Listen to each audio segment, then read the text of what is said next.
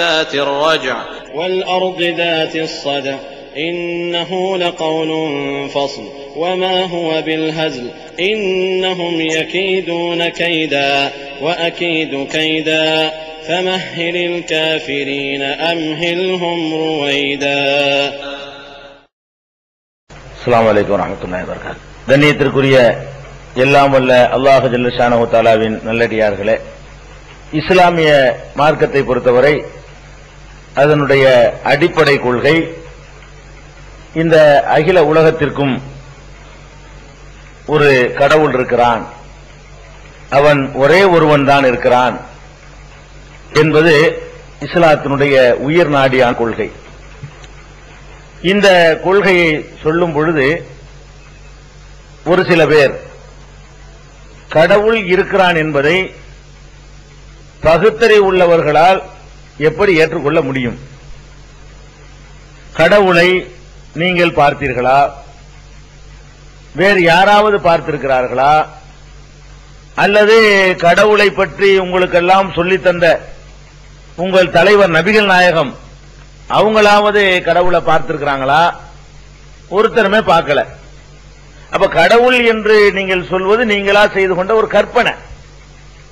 பார்க்காத ஒன்றை நீங்களா உண்டாக்கி கொண்டு நம்புறதுங்கிறது ஒரு பிரேமை. இது பகுத்தறிவுக்கு எதிரானது என்று சொல்லி ஒரு சாரார் முதல்ல ஒரு வாதத்தை எழுப்புறாங்க. இது சரியானதா? முதல்ல நம்ம ஆய்வு பண்ணணும். எத்தனை பேர் கடவுள் இருக்கிறாங்கிறத அறிந்து கொள்வதற்கு முன்னாடி இருக்கிறானா இல்லையாங்கிறத முடிவு பண்ணி ஆகணும். அதனால அவர்கள் இந்த வாதத்தை கேட்டவுடனே ஏதோ கொஞ்சம் அறகுற பகுத்தறிவு உள்ளவர்கள், ஆமா சரிதானே, நம்ம பார்க்கல தானே, இவங்களா தானே சொல்றாங்க, இல்லாத ஒன்ன தானே கற்பனை பண்ணி சொல்றாங்க அப்படின்னு சொல்லி அந்த கடவுள் நம்பிக்கையிலிருந்து விலகி தான் தோன்றித்தனமாக ஒரு வாழ்க்கைக்கு மக்களை இழுத்து கொண்டு போயிட்டு இருக்கிறாங்க. முதல்ல இந்த வாதமே பகுத்தறிவான வாதம் கிடையாது, நீங்க விளங்கிக்கணும்.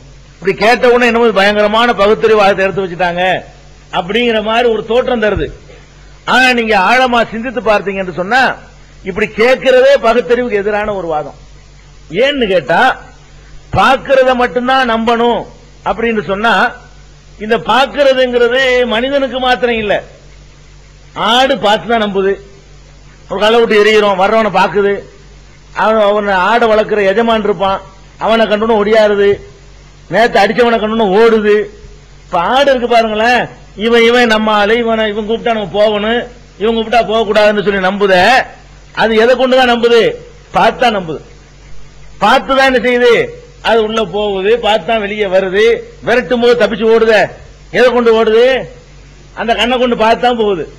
அப்ப நான் பார்த்துதான் நம்புவேன்னு சொன்னா அதுதான் பகுத்தறிவு சொன்னா, அப்ப ஆடு மாடு கழுதை குதிரை எல்லாத்துக்கும் பகுத்தறிவு இருக்குன்னு ஆயிரும். பகுத்தறிவுங்கிறது என்ன என்று கேட்டா போது அதை விளங்கிக்கணும். அல்லாஹ் விஷயங்களை விளங்குவதற்கு 6 வழிகளை நமக்கு தந்திருக்கிறான். மனிதனுக்கு 6 வழிமுறைகளை ஒரு விஷயத்தை இருக்கு நம்ம நம்புறோம் வாழ்க்கையில. என்ன 6 வழி? ஒன்னு ஐம்புலன் சொல்லுவாங்க பாருங்க, அந்த 5 புலன்கள். 5 புலன்டா என்ன? அதை சுருக்கமா சொல்வதாக இருந்தால் சுவை, ஒளி, ஊறு, ஓசை, நாற்றம் அப்படின்னு சொல்லுவான். 5 புலன்கள் இருக்குது. 5 புலன் என்ன விளங்கல உங்களுக்கு? இப்ப நாக்களை வச்சு பாக்குறோம், கண்ணால பாக்கல. இனிப்பு நீங்க யாராச்சும் கண்ணால பாத்தீங்களா? இனிப்புனா எப்படி இருக்கு? அது பச்சையா சிவப்பா? சொல்ல இயலாது. இனிப்புனா என்ன? கையில தொட்டவன இது இனிப்பு, கையில தொட்டவன இது ரொம்ப உரைக்குது சொல்ல முடியுமா? சொல்ல முடியாது. கண்ணால பார்த்து உரைப்ப சொல்ல முடியாது. கேட்டும் காது கிட்ட கொண்டு வச்சு இது என்ன டேஸ்ட் கேட்டு சொல்றேன், காதுல வச்சு பார்த்து இது கசப்பு சொல்ல முடியுமா? சொல்ல முடியாது.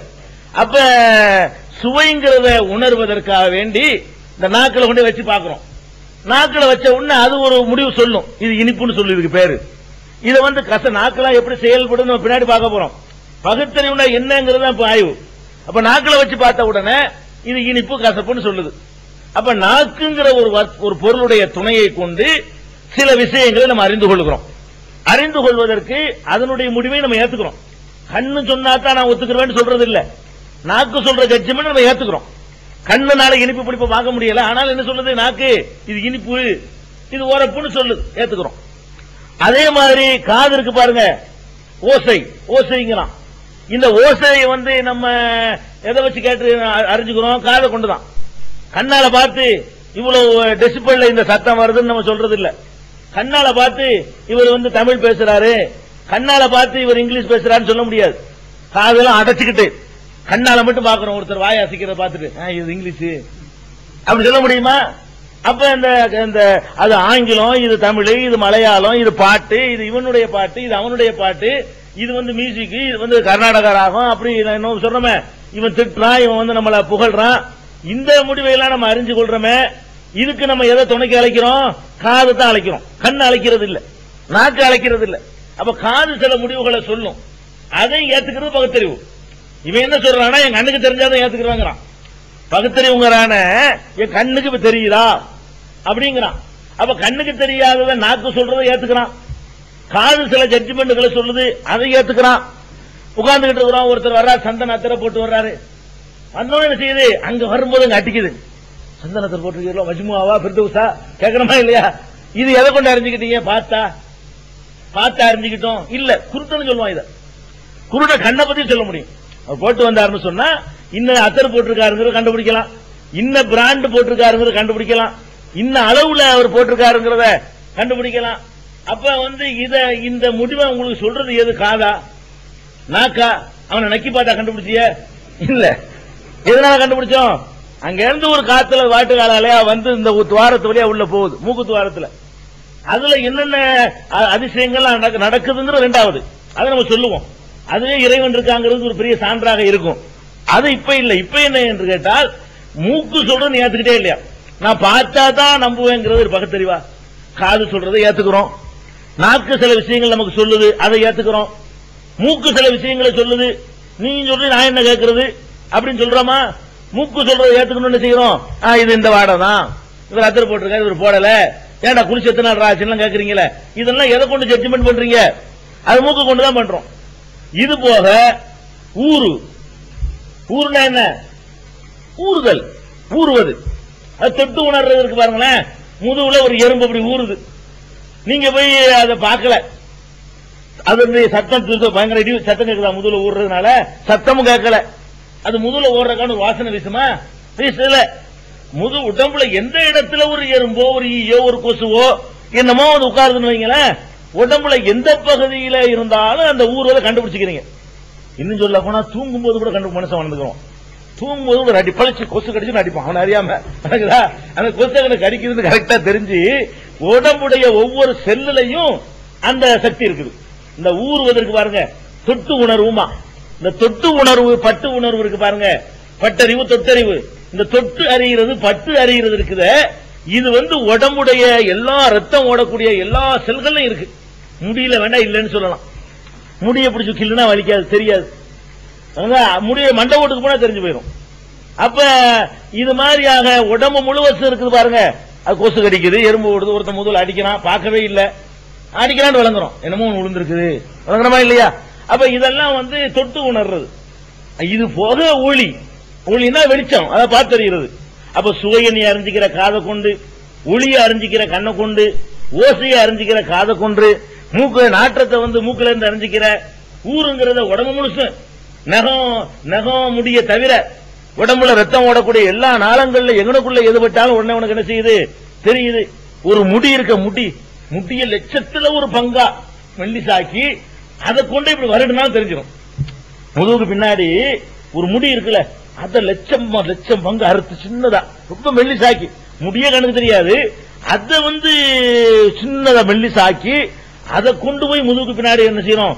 ஒருத்தனுக்கு வருடணும் சொன்னா செஞ்சிருப்பான், திரும்பி பார்ப்பான். அப்படி உணரக்கூடிய சக்தி விளங்குதா? ஒவ்வொரு இடத்திலையும் அந்த உணர்ச்சியை எல்லாம் வச்சிருக்கான். அப்ப இது எதுக்கு இதை சொல்ல வர்றேன்னு கேட்டா, பகுத்தறிவுள்ள என்ன நீ விளங்கிட்டு இருக்கிற? இந்த 5 தானா? முதல்ல இவன் பார்வையை மட்டும் பகுத்தறிவுங்கிற, அதுவே தப்பு. சரி, மொத்தம் 5 தான் பகுத்தறிவா? இல்ல, இந்த 5க்கு அப்பாற்பட்ட விஷயம் இன்னொன்று இருக்கு பாருங்க, அதுக்கு தான் பகுத்தறிவுன்றது. பகுத்தறிவுங்கிறது என்னன்னு கேட்டா, ஒன்றை வைத்து இன்னொன்றை விளங்குறது இருக்குது, அதுக்கு பேர் தான் பகுத்தறிவு. இது ஆட்டு கிடையாது, மாட்டு கிடையாது. அதாவது கண்ணால பார்த்து அறிகிறது ஆடு மாட்டுக்கு இருக்குது, காதால கேட்டு அறிகிறது. ஒரு அலட்டல் விடுங்கள, ஒரு பெருமை, ஒரு அலட்டு பயங்கரமா ஒரு சவுண்ட் விட்டோம்னா ஆடு மாடெல்லாம் ஓடுதுல. நம்மளுடைய ஓசையை கேட்டுட்டு அது காதுல விளங்கிக்கிட்டு ஓடுதுல. கேட்டு அறிதல் என்பது ஆடு மாட்டுக்கு இருக்குது, சுவைத்து அறிதல்ங்கிறது ஆடு மாட்டுக்கு இருக்குது. ஏன் கொஞ்சம் புண்ணா கூட ஒரு 1 லிட்டர் உப்பு கலந்து வைங்க பார்ப்போம், குடிக்கலான்னு பார்ப்போம்.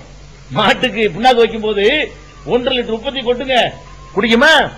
சுவை அறிவு அதுக்கு இருக்கு, அது டேஸ்ட் பாக்குது, குடிச்சா திங்கும், இல்ல தூக்கி வச்சிரும், தட்டி விட்டு போயிடும்.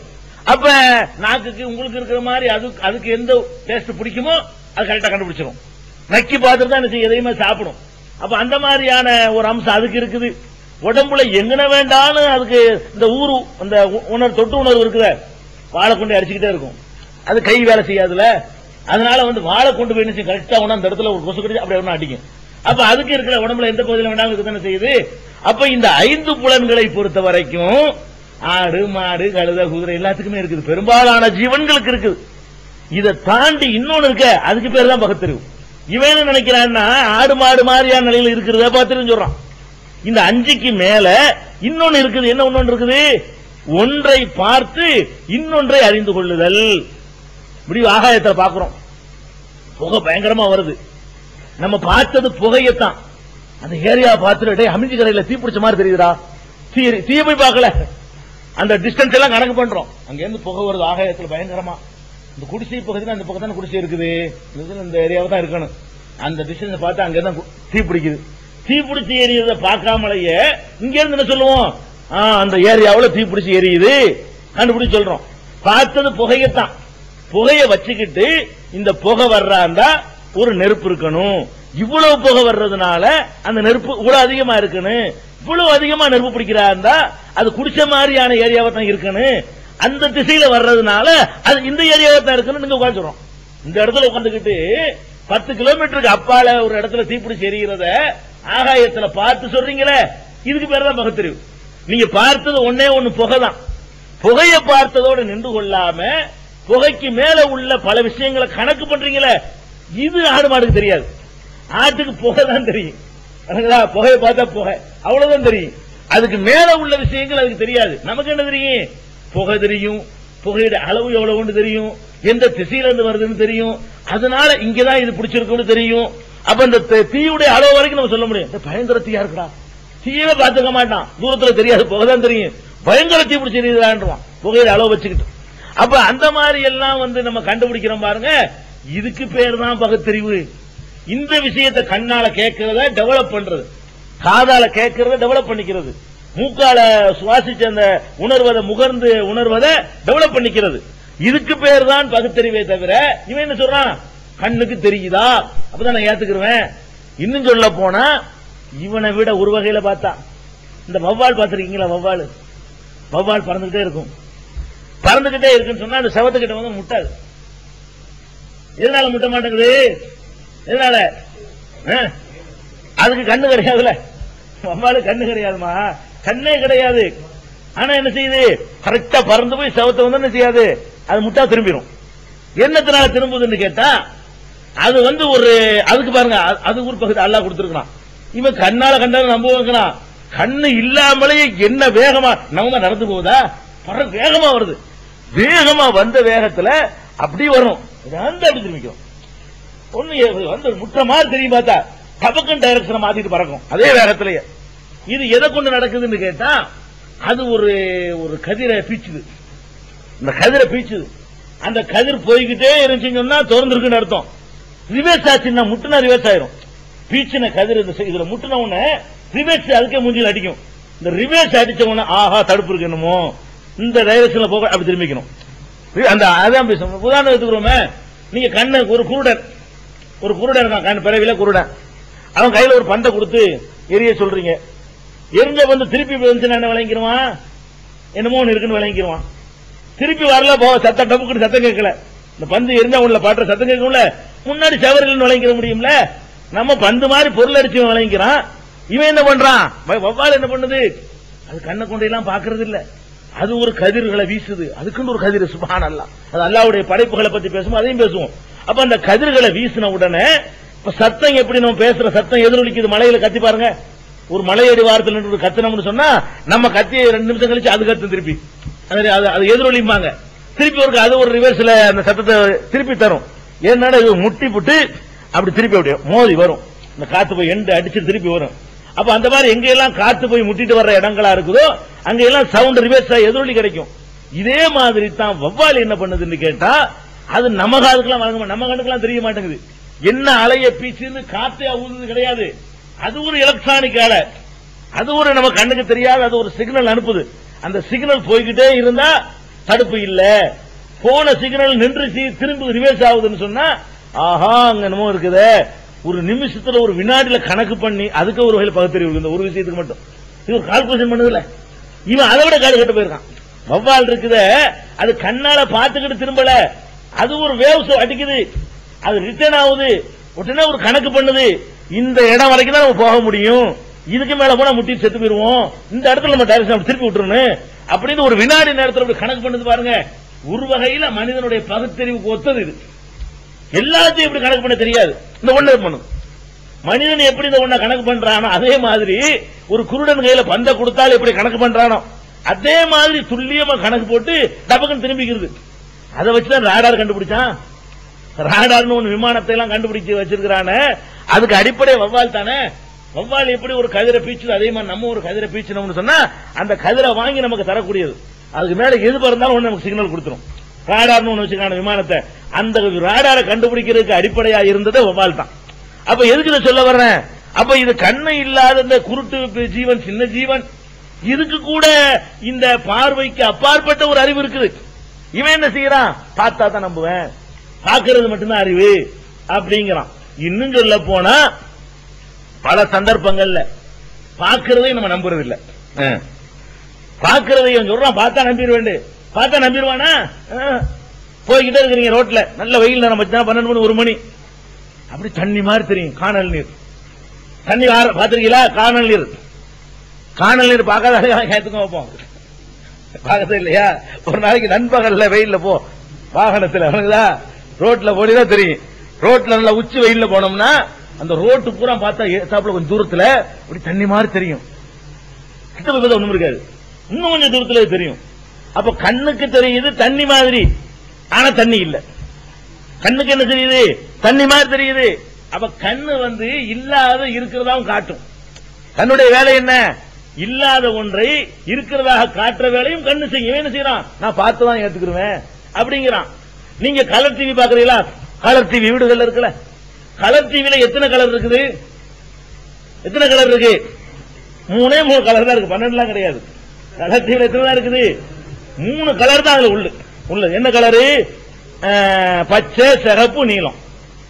பச்சை, சிகப்பு, நீலம் தான் அதுல போட்டிருப்பான். அந்த டிவிலே 3 இடத்துல என்ன செய்வான்னா, கலர் டிவிங்கிறது அடையாளம் 3 கலர் கொடுத்திருப்பான், 12 கலர் கொடுத்திருக்க மாட்டான். பச்சை, சிகப்பு, நீலம் தான் 3 கலர் தான் டிவில இருக்குது. கண்ணு பாக்குறது 3 தான், மூளை பாக்குறது 50 கலர். கண்ணு பாக்குறது 50 கலர். அது அங்கங்க வேஸ்ட் பண்ணி இதுக்கு இன்ன கலர் 30,000 கலரா பெருக்கிறது எது? மூளை. உங்க கண்கள் பார்க்கிறது எத்தனை கலர் தான்? இருக்கிறது 3 கலர் தான். உங்க கண்கள் பார்க்கிறது 3 கலர் தான். கண்கள் பார்த்து என்ன செய்யுது? கொஞ்சம் சிவப்பு, கொஞ்சம் மஞ்சள் அப்படி கலந்த இது இந்த கலரா அப்படி காட்டுறதுலாம் கணக்கு பண்றதுலாம் எது? மூளை தான் அந்த வேலையை செய்யுது. அந்த 3ஓட ஒண்ணு கூட குறைய மிக்ஸ் ஆகும்போது அது 30,000 கலருக்கு மேல தெரியும். அந்த மாதிரி எல்லாம் காட்டக்கூடியது. அப்ப கண்கள் பார்க்கிறது பூரா கரெக்ட் நீங்க நினைச்சிடக்கூடாது, அதுவே பகுத்தறிவுக்கு எதிரானது. கண்ணு பார்த்தா நான் நம்புவேன்னு சொல்றது தப்பு. ஆடு மாடு அப்படித்தான் நம்புது. கண்ணு பாக்குறதுலாம் கரெக்டா இருக்குமா? அதுவும் கரெக்டா இருக்காது. காதுல கேட்கறதுலாம் கரெக்டா இருக்குமா? இருக்காது. உட்கார்ந்துட்டே இருப்போம், கூப்பிட்டீங்களோ அப்படிமோ, அப்படி தெரியும், நம்ம கூப்பிட்டு இருக்க மாட்டாங்க. அதாவது ராட்டு சொல்லுவோம், கூப்பிட்டீல, இல்ல கூப்பிடல, கூப்பிட்டு மாதிரி தெரிஞ்சே. அப்ப காதுக்கு தெரிஞ்சிருக்கு கூப்பிட்ட மாதிரி, ஆனா நெசமா கூப்பிடல. காது போய் சொல்லுதா? பெரும்பாலும் கரெக்டா சொல்லிட்டா கூட பல நேரங்கள் என்ன பண்ணுது, நம்ம காது போய் சொல்லிவிடுது. கூப்பிட்டீங்களோன்னு இருக்கு, உட்கார்ந்துட்டே இருப்போம், புரியுமா? ஒண்ணுமே இருந்திருக்காது. முதுகுல என்னமோ உரசுற மாதிரி தெரியும். சட்டையை ஊத்து பாப்பா, வேட்டையை ஊத்து பாப்பா, ஒண்ணுமே இருக்காது. ஆனா என்னமோ இருக்கிற மாதிரி உடம்புல அப்படி சிரிப்பு வரும். அப்ப உடம்பு போய் சொல்லுது, ஒண்ணுமே அங்க நடக்கல, எறும்பு உட்காரல, கொசுவும் கடிக்கல, ஆனா என்னமோ கடிச்ச மாதிரி உடம்பு போய் சொல்லுது. ஊருங்கிறது அதுல போய் சொல்லுது, காது அது போய் சொல்லுது. அதே உட்கார்ந்துருப்போம், அப்படி உட்கார்ந்துருப்போம், ஒரு வாடை வர்ற மாதிரி தெரியல, ஒத்த மட்டும் ஏடா அப்படி பேர் இருக்கமாடா, இந்த தெரிய ஒரு வாடை அடிக்குத இல்லையடா, உனக்கு அவனுக்கு அந்த நேரத்தில் போய் சொல்லிருக்கு மூக்கு. பெரும்பாலும் கரெக்டா சொல்லக்கூடிய இந்த மூக்கு அந்த நேரத்தில் செய்து 3 பேர் உட்கார்ந்துருக்கோம், ஒருத்தருக்கு அந்த வாடை தெரியல, ஒத்த மட்டும் ஒரு வாசம் வர்ற மாதிரி இருக்குல்ல, அப்படிமா இருக்கவே இருக்காது. இல்லையடா இல்ல வர்ற மாதிரி தெரியுத, இல்லடா அப்ப என்ன அர்த்தம்? அவன் என்ன பாருங்களேன், நம்ம ஐம்புலன்கள் கூட கரெக்டா ஜட்ஜ்மெண்ட் பண்ண விடுதா நம்மள? ஒரு 95% கரெக்டா சொல்லிவிட்டாலும் 5% என்ன செய்யுது? தப்புன்னு சொல்லுது. அதுதான் கண்ணால் கண்டதும் பொய்னா. எதுக்கு அப்படி சொன்னா ஒரு பழமொழி? கண்ணால் காண்பதும் பொய், காதால் கேட்பதும் பொய், தீர விசாரிப்பதே மெய்யின்றான. அது ஒரு அர்த்தமுள்ள ஒரு பழமொழி. கண்ணால காண்பது எப்படி பொய்யாகும்னு ஆகும் சில நேரத்தில். இப்படி ஒண்ணு கிடக்க ஒண்ணு பாத்துருவோம். எதுக்கு இதை சொல்றேன்னு கேட்டா, பகுத்தறிவுண்ட என்னன்னு இவனுக்கு விளங்கல. கண்ணால கண்டா நம்புவேன், காதால கண்டாதான் கேட்டாதான் நம்புவேன், மூக்குக்கு தெரிஞ்சாதான் நம்புவேன்னா, இது நீ என்னடா நம்புறது? ஆடு மாடு நம்பிட்டு போயிருமே. கண்ணால பார்த்து நம்புறது, காதால கேட்டு நம்புறது, ஆடு மாடு நம்பும். அப்ப என்ன விளங்கனு? பகுத்தறிவு என்பது இந்த 5 போக 6வது அறிவுங்கிறாங்க. 5 புலன்கள் போக 6வதாக ஒரு அறிவு இருக்கு பாருங்க. அந்த 6வது அறிவுக்கு பேர் தான் பகுத்தறிவு. 6வது அறிவுண்டா என்ன? ஒன்றை வைத்து இன்னொன்றை அறிந்து கொள்வது, ஒன்னிலிருந்து ஒன்றை டெவலப் செய்து கொள்வது. பகுத்து அறிவதனால 2 விஷயங்கள் இருக்கணும். பகுக்கிறதுனால நிறைய விஷயங்கள் வேணும்லங்க. ஒன்னே ஒண்ணு போட்டு எப்படி பகுக்குவீங்க? பகுத்தல் சொன்னா அர்த்தம். பகுத்தல்னா வகுத்தல், பகுத்து பார்க்க, பிரித்து பிரித்து பார்ப்பது. அவ பகுத்து அறியறதுன்னு சொன்னாலேயே பல விஷயங்களை போட்டு குழப்பி அதை மிக்சிங் பண்ணி அதை பிரிச்சு இப்படி ஒரு முடிவு போடுறதுக்கு பாருங்க, அதுதான் பகுத்தறிவு என்பது. இந்த பகுத்தறிவு என்பது கண்ணுன்னு பேசாத, ஒரு பகுத்தறிவு உள்ளவன் பேசக்கூடாது. ஏன் இப்ப எடுத்துக்கிறோமே, இந்த இருக்கு மைக்கி, இது ஒரு நான் பேசுறத உங்களுக்கு எடுத்து காட்டுது, காட்டுதா? காட்டு. இதைத்தான் நீங்க பாக்குறீங்க, இத பாக்குறீங்க. இத யாராவது ஒருத்தர் செஞ்சிருக்கான்னு சொன்னா நம்புவீங்க? நம்ப மாட்டீங்களா? நம்புவீங்க, எல்லாரும் நம்புவீங்க. இத ஒரு ஆள் ரெடி பண்ணி, ஒரு ஆள் தயாரிச்சாரு, இதை கண்டுபிடிச்சு அவர் தான் கண்டுபிடிச்சாரு, தயாரிச்சாருங்க. இல்லையா? நான் அவரை பார்த்தது இல்லையே சொல்லுவீங்களா? நீங்க பார்த்தது இல்லதான். நீங்க பார்த்தல, இது செஞ்ச நீ பாத்தீங்களா? எவன் செஞ்சான் அவனையும் பார்க்கல. அவன் இதை செஞ்சுக்கிட்டு இருக்கும்போது பாத்தீங்களா? செஞ்சுக்கிட்டு இருக்கும்போது பார்த்தது இல்ல. செஞ்ச பிறகு உங்கள்கிட்ட நான் தான் செஞ்சேன்னு உங்கள்கிட்ட சொன்னானா? அவன் சொல்லவும் இல்ல. ஆனா என்ன பண்றீங்க? இது எவனோ செஞ்சிருக்கான், யாரும் செஞ்சிருப்பான், எவனோ செஞ்சிருக்கான், எழுதி வச்சிருக்கான், பிரிப்ஷன் போட்டிருக்கான்ல அப்படின்னு அதான் சொல்லுவீங்களே தவிர என்ன செய்ய மாட்டீங்க? அவனை பார்க்கல. நீங்க இதை பார்த்து இது இருக்கிறத நம்புறீங்க. ஓகே, இதோட நிறுத்திக்கிட்டீங்களா? நீங்க இத மைக்க பார்த்து மைக்க மட்டும் நம்புறீங்களா? இந்த மைக்க ஒருத்தர் செஞ்சாங்கிறது சேர்த்து நம்புறீங்களா? சேர்த்து நம்புறீங்க. ஆனால் அவனை நீங்க பார்க்கல, அவனுடைய பேச்சை கேட்கல, அவனை தொட்டு உணரல. இந்த 5 புலன்களால் நீங்க அவனை எந்த வகையிலும் என்ன செய்யல, கண்டுபிடிக்கல. ஆனால் என்ன பண்றீங்க? நீங்க நம்புறீங்க. இதோ செஞ்சிருவான், இது என்னது, இது அவர் தான் இளங்கோ செஞ்சாரு, ஆசாரி செஞ்சாரு அப்படிங்களா? இல்லையா? அது எப்படி செஞ்சீங்க? நீ பாத்தீங்களா? இதையாவது பார்த்திருப்பீங்க. பார்க்காத உனக்கு கொண்டாந்து போட்டதா யார் செஞ்சா? யாரு செஞ்சா அதெல்லாம் பேசல. ஒருத்தர் செஞ்சான், ஒருத்தர் செய்யாம இது வராது. இருக்கிற பொருள் ஒண்ணு இருக்குல்ல, இருந்தா செஞ்சவன் ஒருத்தர் இருக்கத்தானே செய்வான். அப்ப இந்த பொருள் ஒண்ணு இருந்தா செஞ்சவன் ஒருத்தன் இருக்குவான்னு சொல்றியே, அதான் பகுத்தறிவு. ஆடு இந்த பொருளை மட்டும் பார்க்க, நீ என்ன பாக்குவ? இதை செஞ்சவனை பாக்குவ, அவனுடைய தரம் எப்படின்னு பாப்ப, அவனுக்கு இருக்கிற ஆற்றல் என்னன்னு பாப்ப. இதை ஒரு அழகா அப்படி நேர்த்தியா அப்படின்னு வைங்க. அவனை பார்க்கவே இல்லை, நீ இதை வச்சுட்டு அவனை சொல்லுவ, எப்படி ஆள் தெரியுவாங்க பாரு பாரு அப்படின்னு சொல்லிட்டு இருப்ப. அவன் கண்டுபிடிச்ச ஒரு பொருளை பார்த்துட்டு என்ன செய்வ?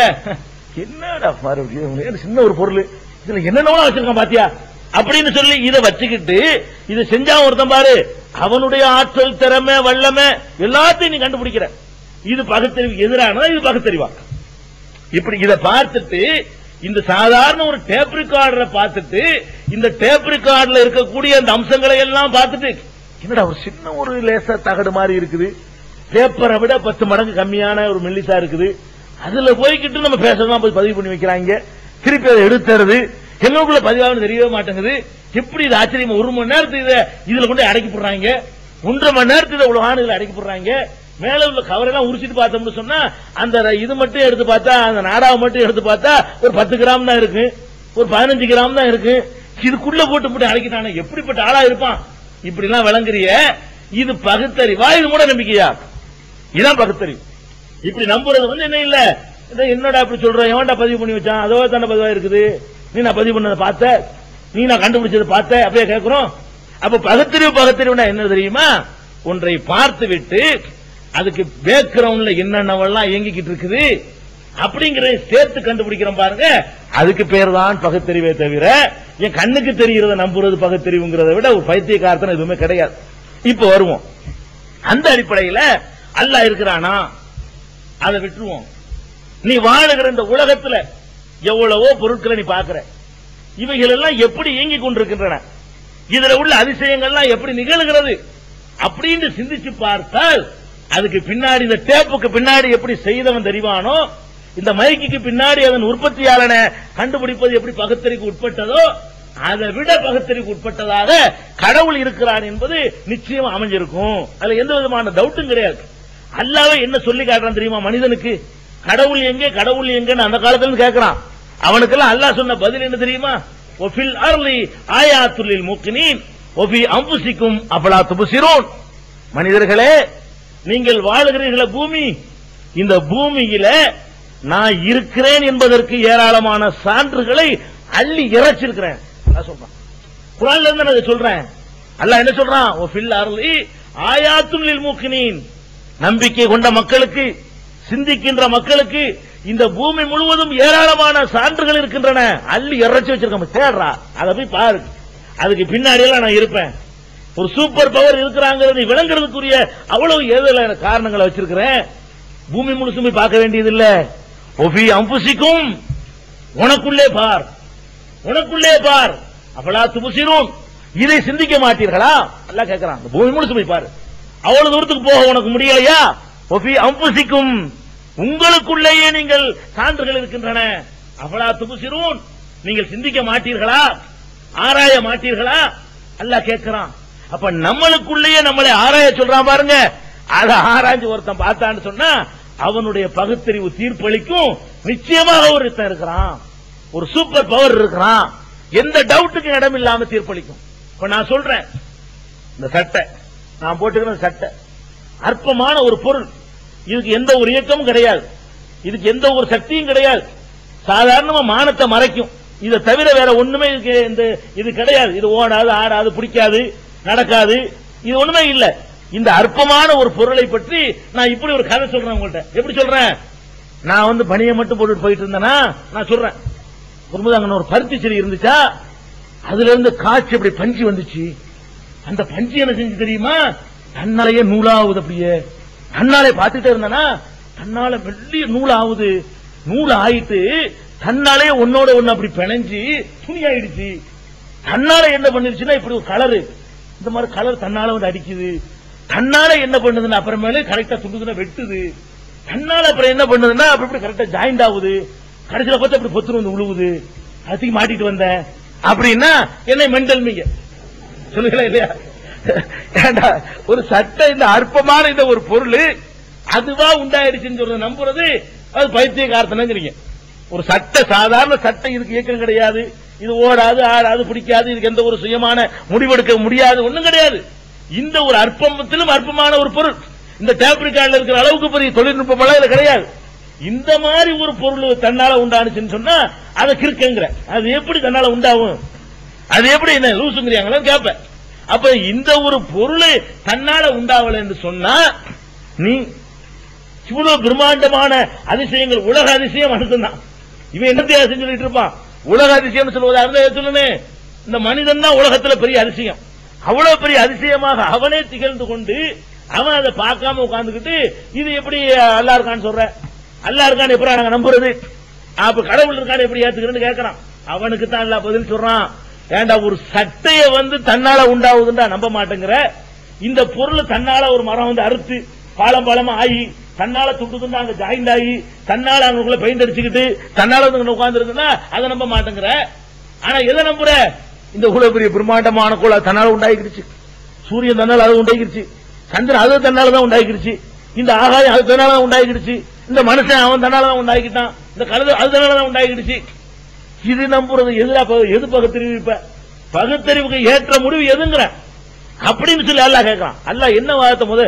இது ஒரு கோணத்துல மட்டும் அல்லாஹ் இருக்கிறது சொல்லல, அல்லாஹ் இருக்கிறதுக்கு நிறைய சான்றுகளை வைக்கிறான் அல்லாஹ். அதுல ஒரு கோணம், முதல் கோணம் என்னன்னு கேட்டா அவன் படைத்திருக்கிற படைப்புகளை நினைப்பார், அதுல உள்ள அதிசயங்களை பார், உன்னுடைய பகுத்தறிவு அந்த இடத்துல மண்டியிடுகிற காட்சியை பார், பார்த்து விட்டு அவன் ஒருத்தன் இருக்கிறான்னு நீ நினைச்சுக்க, நம்பு அப்படிங்கிற அல்லாஹ்.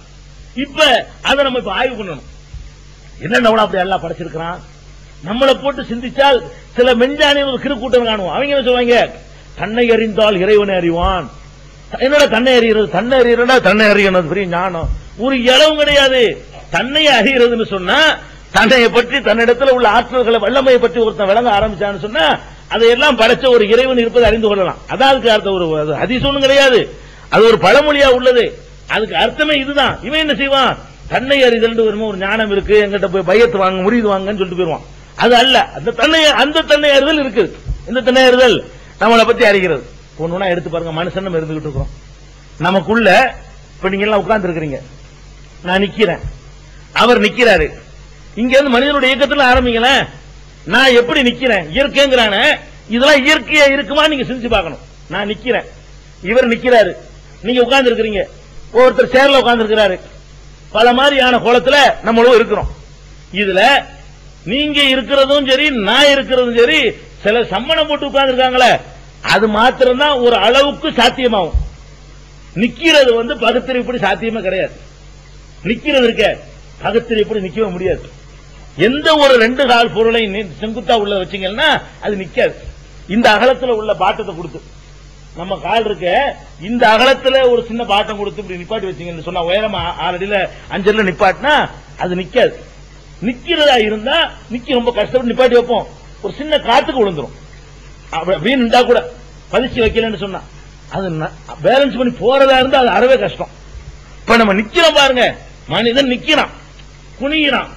குனியும் போது என்ன செய்யும், ஒரு 2 பொருள் 2 காலில் நிக்கக்கூடிய ஒரு பொருளை குனியும் போது வெயிட் ஒரு பக்கம் கூடுது. என்ன பண்ணும், அது ஒரு பொம்மையா வச்சு பாருங்களேன்.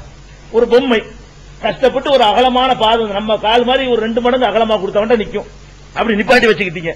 சரி, அப்படி நின்ற பிறகு அப்படி ஒரு ஸ்பிரிங் ஒரு மூவிங்க கொடுத்து அப்படி இப்படி குனி ருக்குடைய பேலன்ஸுக்கு கொண்டு வர்றீங்க. அந்த பொம்மையை நிக்குமா? அப்புறமேலு ருக்குடைய பேலன்ஸ் கொண்டு வந்தீங்கன்னா கழுத்துல இருந்து ஒரு கம்பை கொடுத்து நிப்பாட்டு அப்பதான் நிக்கும், விழுந்துரும். வழங்குதா? நீங்க ருக்கு பேலன்ஸ்ல போய் நிக்கிற, உழுவ மாட்டேங்கிற, இப்படி நிக்கிற, 2 காலில் நிக்கிற. நிக்கிறது மட்டும் இல்லாம இப்படி நின்றுதான் பரவாயில்ல, காத்து அசைஞ்சா கூட பல்ட்டி அடிச்சுன்னு நீ என்னடா ரன் பண்ற. நடக்கிறது மட்டும் இல்ல, நீ பாட்டுக்கு ரன் பண்ற. ரன் பண்ண அர்த்தம் கால் ஒத்த காலில் தான் நிக்கிறேன்னு அர்த்தம். அப்ப எதுக்கு சொல்றேன்னு கேட்டா, நம்ம நிக்கிறோம் சாதாரணமா. இது எப்படி நிக்கிறோம் தெரியுமா? சுப்ஹானல்லாஹ். இது இயற்கைங்கிறாங்க. எப்படி நிக்கிறீங்க தெரியுமா? நம்ம காதுக்குள்ள ஒரு அரைவட்டம் வழங்குதுல, ஒரு இரும்பு குழாய இப்படி, அதாவது அந்த யூ மாதிரி வளைச்ச இரும்பு குழாய் பார்த்திருக்கீங்களா? இரும்பு குழாய், ஒரு குழாய், அது யூ மாதிரி வளைக்கிறீங்க. அந்த மாதிரியான ஒரு 3 குழாய்களை எல்லாம் வளைச்சு விட்டுருக்கான். காது உள்ள இருக்குது. அது எவ்வளவு பெருசா இருக்கும்னா ஒரு மயிரை விட மெல்லிசா இருக்கு. அது ஒரு விஷயம். புரிஞ்சுக்கிறதுக்காக இப்படி உங்களுக்கு சொல்றேன், வழங்குதா? புரிஞ்சுக்கிறதுக்காக வேண்டி ஒரு மோதிரம் இருக்குல்ல, பாதி அறுத்துட்டீங்கல்ல, பாதி அறுத்த பிறகு பாதி வட்டம் இருக்கும்ல, அது ஒரு குழாய் வடிவம், உள்ளுக்குள்ள ஓட்ட இருக்குது. அவன் மயிறு மாதிரி ஒரு குழாய் ஒண்ணு போட்டு, மயிறு மாதிரி ஒரு கம்பி எடுக்கிறான். வைங்களா, மயிறு மாதிரி ஒரு ரப்பர் குழாய் எடுக்கிறான். மயிறுடைய கணத்துக்கு, மயிறுடைய முடியுடைய கணத்துக்கு எடுக்கிறான். அது உள்ள ஓட்டையெல்லாம் இருக்குது, அது குழாய் இருக்குது. அது அப்படி வளைக்கிறான். அது மாதிரி ஒரு 3 சாமான ரெடி பண்ணப்பட்டிருக்கு. அந்த 3 உள்ளக்க ஒரு திறமை இருக்குது. அந்த குழாய்க்குள்ள முடி எவ்வளவு பெருசுன்னு பாத்துக்கிறீங்க.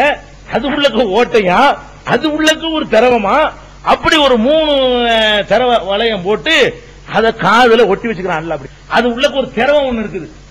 அதை சுத்தி லட்சக்கணக்கான மயிர்கள், மல்லிய முடினா அது ஒரு வயர் மாதிரி கனெக்ஷன் கூட, சிக்னல் போகக்கூடிய முடியாது. அந்த மாதிரியான மயிர்களை வச்சிருக்கிறான். அதை என்ன செய்யுதுன்னா, நம்ம குனிகிறோம்ல, குனியும் போது ஒவ்வொரு ரசமும் ஒவ்வொரு டைரக்ஷனுக்கு வருது, அப்படி ஏறுது. அப்ப மூளை சொல்லுது, இந்த பேலன்ஸ் உடம்புல சக்தி அங்கிட்டு கொடு, இந்த பக்கம் ஜாஸ்திக்க குனிய போறான் இவன், இந்த ரசம் ஒரு மாதிரியா குறையுது, அங்கிட்டு பக்கம் விழுந்துருவான் இவன், இந்த பக்கத்துக்கு பேலன்ஸ் கொடுன்னு ஒரு கமாண்ட் கொடுக்குது. இந்த ரசம் மட்டும் தான் அவளையும் தீர்மானிக்குது. அந்த காதல உள்ள 3 வளையத்தை உள்ள எடுத்து விட்டோம், முடிஞ்சு வச்சுக்காத. எவனால நிக்க முடியாது, எவன் நிக்க முடியாது. ஒரு பொம்மை எப்படி கீழே விழுந்துரும் அப்படித்தான், உங்களால நிக்க முடியாது.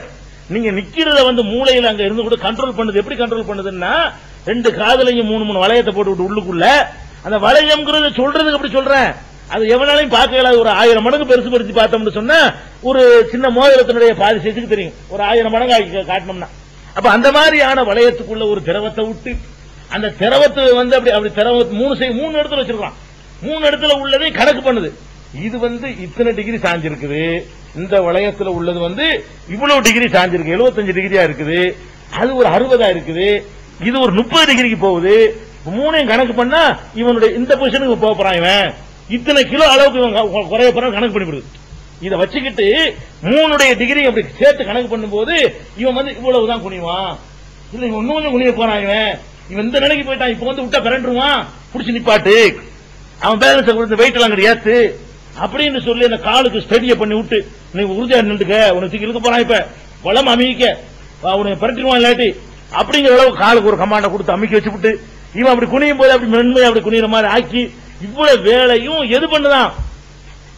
எது இயற்கைங்கிற, இது என்ன இயற்கைங்கிற? நீ இவ்வளவு பெரிய சின்ன ஒரு பொருளை படைச்சு அதுக்குள்ள இப்படி ஒரு ரசாயனத்தை அமைச்சு அதை வந்து கண்காணிக்கக்கூடிய பொருள்களை வச்சு ஒவ்வொரு அளவுக்கு நம்ம இப்படி சாயிற, இப்படி சாஞ்சா அந்த இந்த சாய்வுக்கு அந்த ரசாயனம் ஒரு டைரக்ஷன்ல இருக்கும். 3 குழாயில உள்ளதுமே அது லெப்டா ரைட்டா 2 சிக்னலுக்கு போகும். 6 சேர்ந்து ஒரு கணக்கு பண்ணி இந்த இப்படி இருக்கான், இவன் இப்படி விட்டோம்னா என்ன செய்வான், அப்படி சாஞ்சிருவான். சாயாத அளவுக்கு அதை மட்டும் சாச்சி விட்டு இதை கிட்ட அமுக்கு, இதை மட்டும் இப்படி சாச்சி விட்டு இது வேற பொருள் இப்படி சாய்ச்சா பிறண்டு மனுஷன் மட்டும் இப்படி சாயிறான். இந்த பக்கம் வெயிட்ட கொஞ்சம் ஒரு 1/2 கிலோ சேர்க்கிறான், ஒரு 1/2 கிலோ இருக்குமா மண்டையில மூளை மட்டும். அப்ப 1.5 கிலோ மூளையில இப்படி சாயும் போது 1.5 கிலோ இப்படி சாஞ்சா என்ன ஆகும்? பிறண்டு விழுந்துரும். அப்ப நீங்க 3 கிலோ தலையை மட்டும் இப்படி திருப்புறான், தலையை திருப்பினா இங்கிட்டு தான் உழுவுற வாய்ப்பு இருக்குன்னு சொன்ன உடனே அது எதை வச்சு கண்டுபிடிக்குதான்?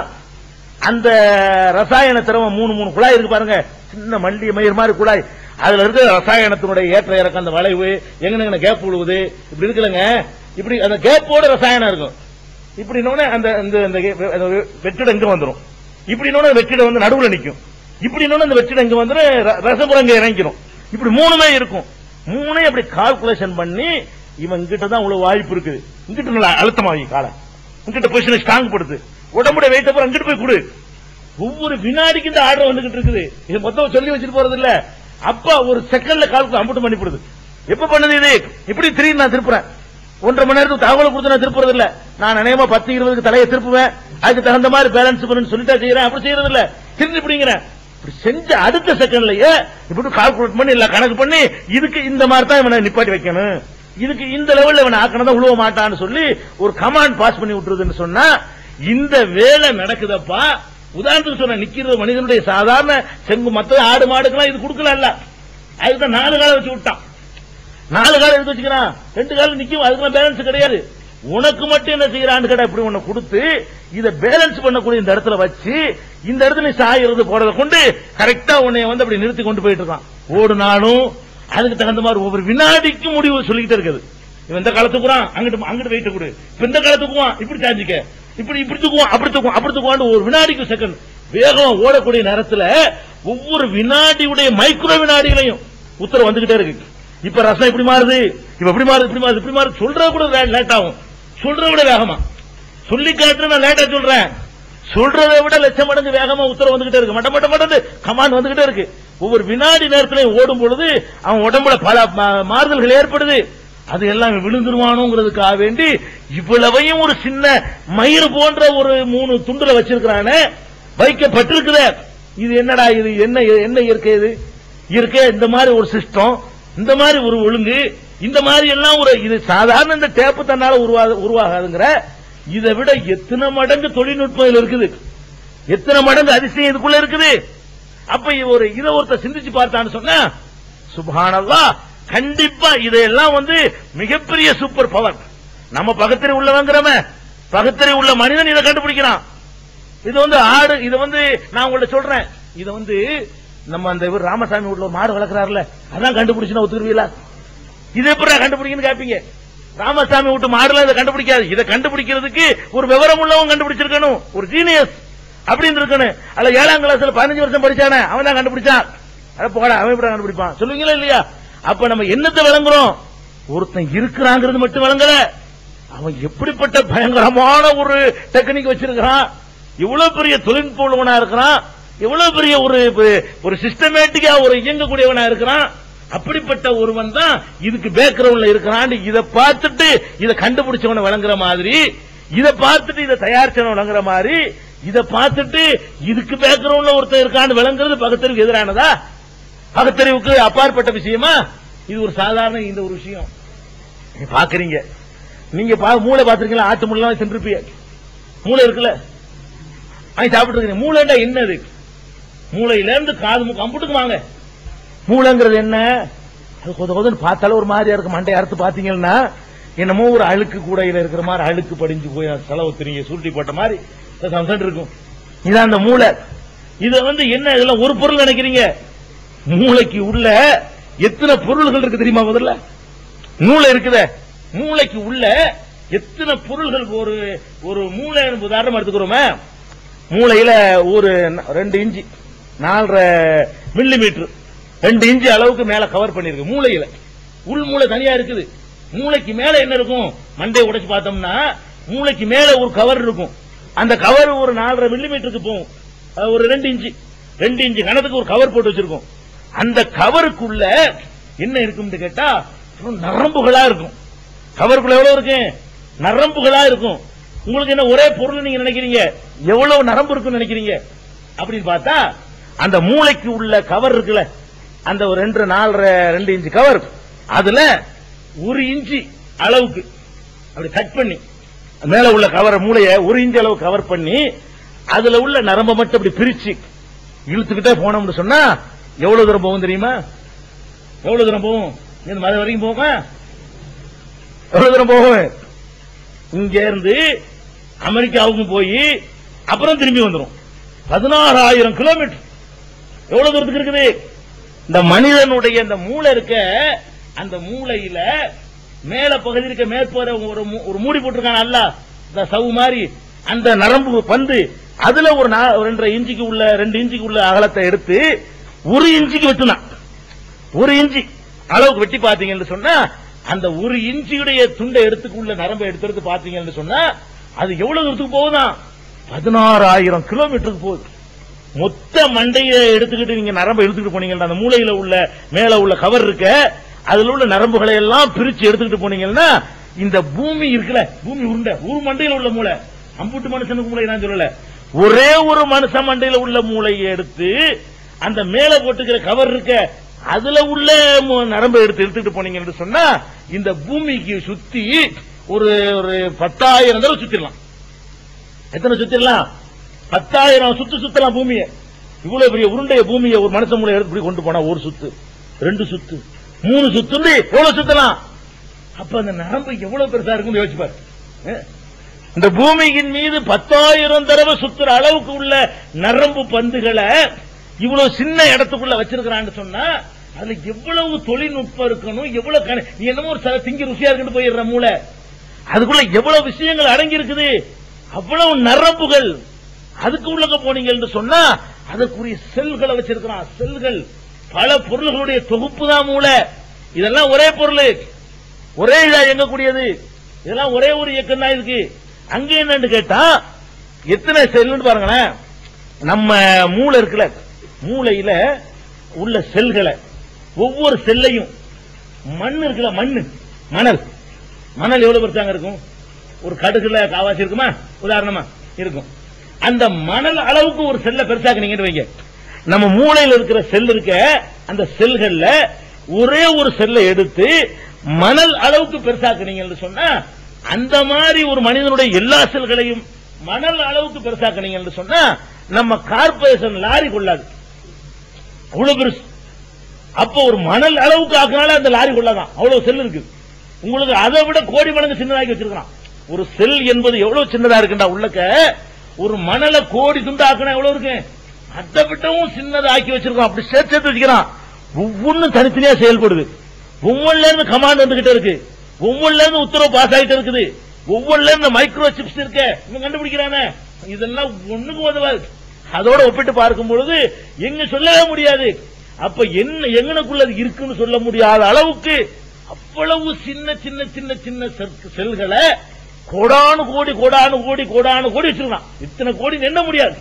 அவ்வளவு செல்களுடைய தொகுப்புகள் தான் மூளைங்கிறது. ஒவ்வொன்றும் தனித்தனியா இயங்கிக்கிட்டு இருக்கு, ஒவ்வொன்றும் தனித்தனியா பாஸ் பண்ணிக்கிட்டு இருக்கு, ஒவ்வொன்றும் தகவல்களை பரிமாறுவதற்கு துணை செய்யுது. அப்படியான ஒரு அதிசயத்தை இந்த மூளைக்குள்ள வச்சிருக்கான் பாருங்க. அதுலதான் மனுஷனே இருக்கிறான். அப்ப அந்த மூளையை ஒருத்தன் அப்படி பிரிச்சு ஆய்வு பண்ணி பார்த்தான்னு சொன்னா சுப்ஹானல்லாஹ் உடைச்சி அதுக்குரிய கருவிகளை வச்சு அதை பெரிதுபடுத்தி அதை ஆய்வு பண்ணாண்டு வைங்க. இவ்வளவா இது உள்ளக்க எப்படா இவ்வளவு வைக்க முடிஞ்சு? ஒரு மனுஷன் உள்ளதை கொண்டு ஒரு உலகத்தை அடைக்கலாம் போல இருக்க. அவ்வளவு சின்னதாக்கி இருக்கிறான். அல்ல சின்னதாக்குறான் இன்னும் சின்னதாக்குறான். அதை வந்து ஒரு மணல் சைஸுக்கு ஆக்கினாண்டு வைங்க, ஒரு மனுஷனை வந்து தமிழ்நாடு சைஸுக்கு படைக்கணும். ஆமா, ஒரு மனுஷன் எவ்வளவு பெருசா இருக்கணும். ஆமா, மண்டை மூளை மட்டும் லாரி ஆயிடுச்சுன்னா எவ்வளவு பெருசா இருப்பான். ஒரு குறைஞ்ச மெட்ராஸ் செலவா இருப்பான்ல, ஒரு மனிதன் எவ்வளவு பெருசா இருக்கணும். மெட்ராஸ் சைஸுக்கு ஒரு மனுஷன் இருப்பான். ஏன்னா மண்டை மட்டும் இப்ப இந்த மண்ணடி அளவுக்கு இருக்கணும். அப்பதான் அதுக்குள்ள கொண்டு வைக்க முடியும். அப்ப இப்படி அப்படிதான் கொஞ்சம் கற்பனை பண்ணி பாருங்க. நம்ம இயங்குறதுக்காக வேண்டி எல்லாம் என்ன பண்றான்னு கேட்டா, ஐயர் அவன் சொல்படி உள்ள என்ன அமைக்கப்பட்டிருக்குன்னா, ஏராளமான செல்கள் இயங்குவதற்கு தேவை அப்படிங்கிறதுக்காக வேண்டி அதெல்லாம் ரொம்ப ரொம்ப சின்ன சின்னதாக்கி, ரொம்ப சிப் பண்ணி, இன்னும் சிப் பண்ணி அது இருக்கிறது தெரியாத அளவுக்கு, ஒரு பொருள் சொல்ற அளவுக்கு அது மாதிரி சிப் பண்ணி வச்சிருக்கிறான. அது வந்து இதை வச்சு நீ என்ன வழங்குற? இந்த தொழில்நுட்பத்துக்கு சொந்தக்கார யாரு? இயற்கையா வந்துச்சு. இதெல்லாம் இவ்வளவு மெல்லிசாக இந்த பூமியை 10,000 தடவை சுத்துற அளவுக்கு உள்ள ஒரு பொருளை கொண்டு இதுல அற்பமா வச்சிருக்கிறானப்பா. இவ்வளவு மெல்லிசாக எப்படி இயற்கை தன்னால உருவாகும்?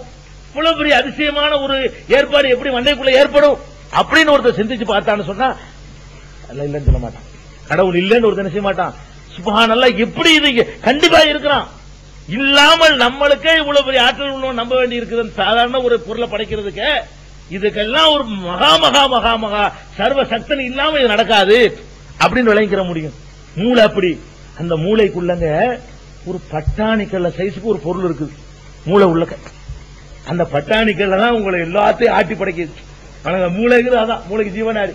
அந்த பட்டாணிக்கல்லையில இருந்தா கோவப்படுன்னு உத்தரவு வருது, சிரின்னு உத்தரவு வருது, அழுவுன்னு உத்தரவுப்படுது, இந்த பொம்பளை பார்த்தோன்னா கண்ணடின்னு உத்தரவு வருது, கள்ளக்காட்டுன்னு உத்தரவு வருது, எல்லாம் குடுன்னு உத்தரவு வருது, குடுக்காதன்னு உத்தரவு வருது.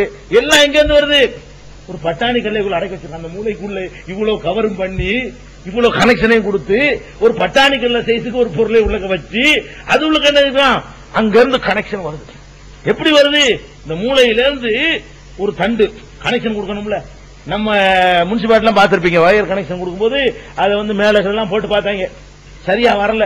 அதுக்காக இப்ப என்ன பண்ணிட்டான், கீழே தோண்டி, இப்ப எல்லாம் கேபிள் எல்லாம் உள்ளதானே வருது, கீழே தோண்டி பாதாளத்துக்குள்ள குழாயில வச்சு என்ன செய்யறான், அது மாதிரி சேஃப்டியான ஒரு இடத்துல வைக்கிறான்.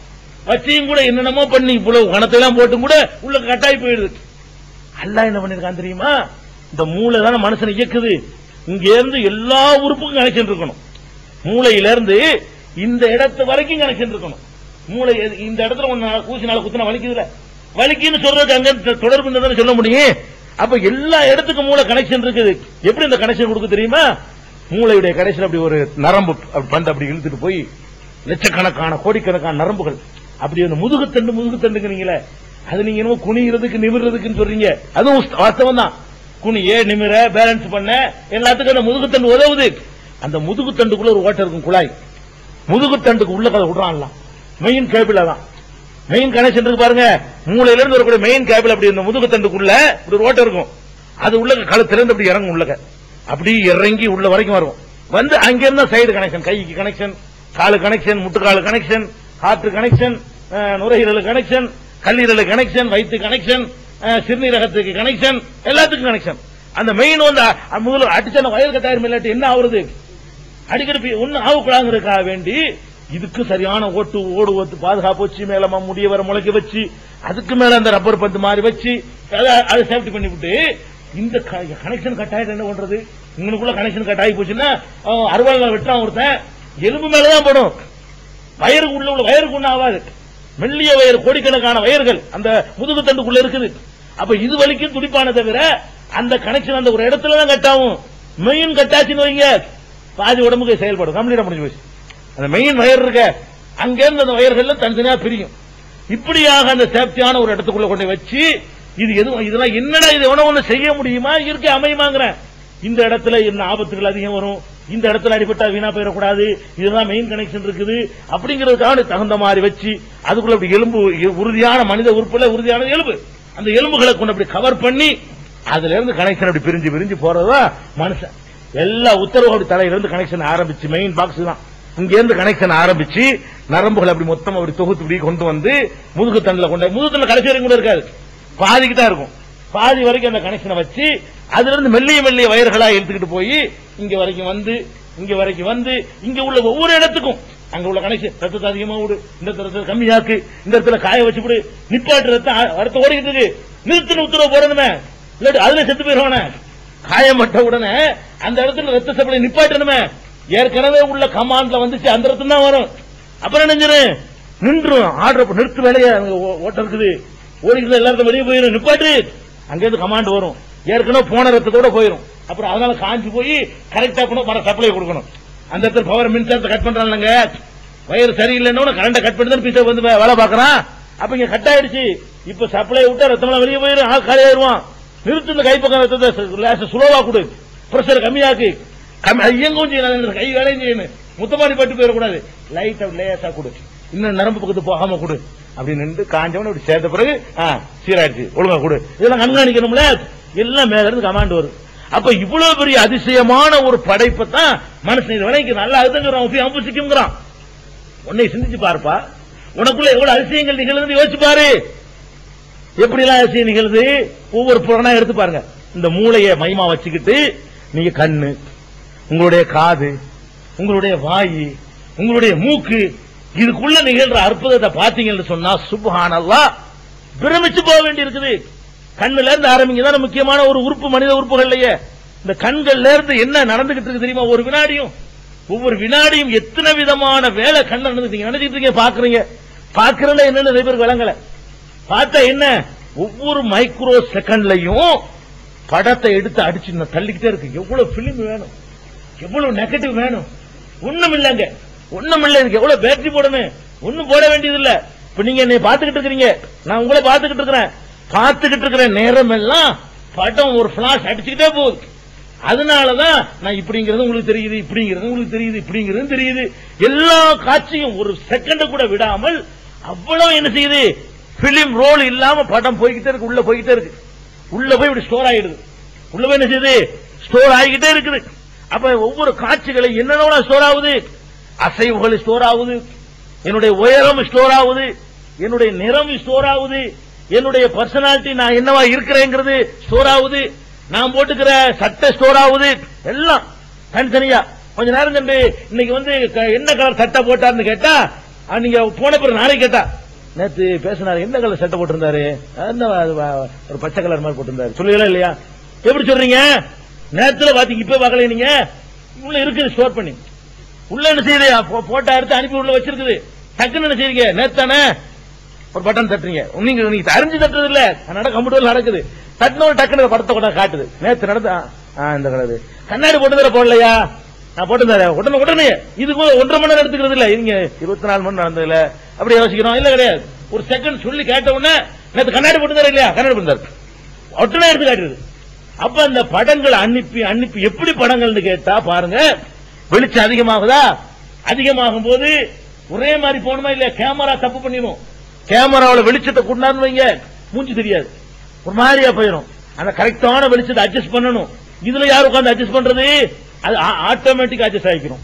கண்ணு என்ன செய்யும், வெளிச்சம் அதிகமா இருக்கும் போது அப்படி சுருங்கி அப்படி பார்க்கும், வெளிச்சம் கம்மியா இருக்கும் ஒரு விரிஞ்சு பார்க்கும்.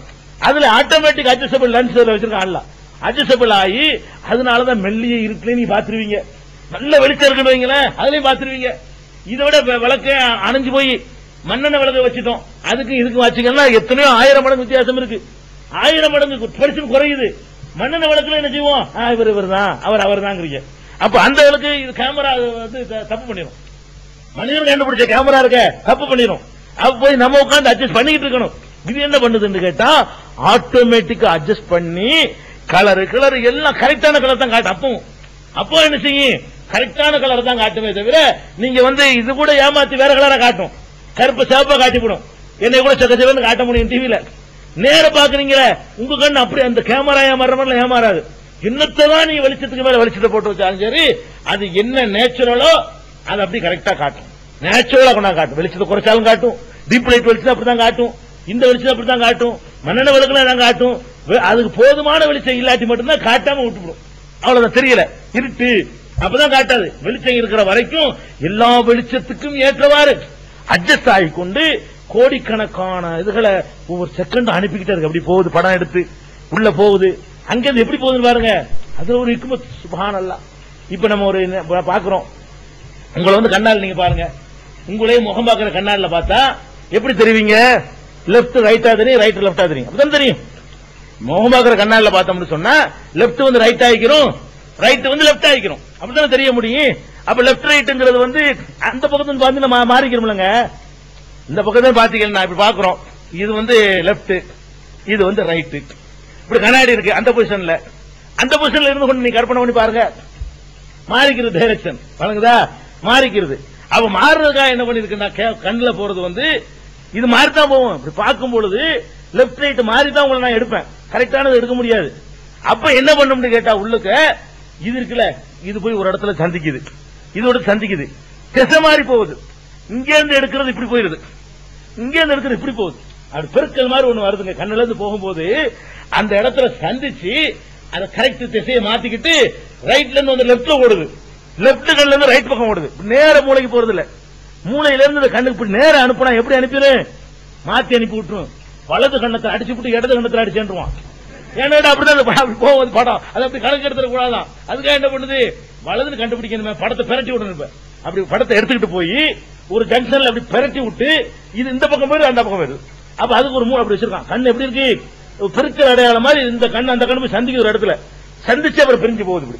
இப்படி வந்து என்ன செய்ய, இப்படி அந்த இடத்துல ரெண்டு மிக்ஸ் ஆகி கரெக்டா ரெண்டு கண்ணை எடுத்த படத்தையும் சரி பண்ணிக்கிட்டு கரெக்டான டைரக்ஷனை மூளை எப்படி விளங்கிக்கணுங்கிறதுக்காக வேண்டி அப்படி கிளீனா பாஸ் ஆகி போய் அதை கரெக்டா மேல கீழே காட்டுது, கீழே வந்து கீழே சொல்லுது, இப்படி துல்லியமா காட்டிவிடுது.